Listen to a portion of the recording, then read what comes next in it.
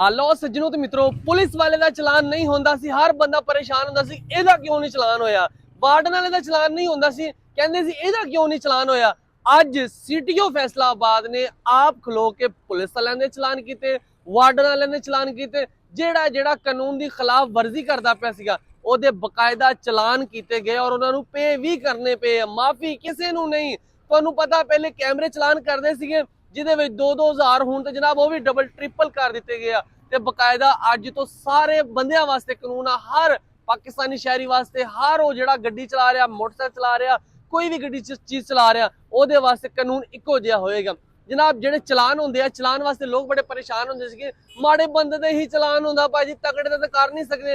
हुण गड्डी वाले दा भी चलान होएगा। गड्डी वाली जिहड़ी हैगी ना, कहंदे गड्डी दे विच बैठे आ, इन्हां नूं कोई चलान नहीं हुंदा। गड्डी वाले दा 15,000 रुपए का चलान होएगा। उस तो बाद जिहड़ी लोकल ट्रांसपोर्ट आ उन्हां दा भी जनाब 20,000 तो 50,000 रुपया जुर्माना होएगा अगर वो कोई कानून की खिलाफ वर्जी करनगे। ते इस तरह ही मैं जिस तरह कि हुण इत्थे खलोता, चलान तो पिछे होंदे पे आ, वार्डन भी चलान करदी पई, वार्डन दे नाल नाल वो भी चलान होने आ जेडे कैमरे चलान करदे आ। ते तुसीं इन्हां चलानां तो बच के रहना वा, ये ना होवे तुहाडा भी चलान हो जावे ते फिर तुसीं वेखदे रहो कि यार साडा एडा वड्डा चलान हो गया, एडा होना नहीं चाहिदा सी।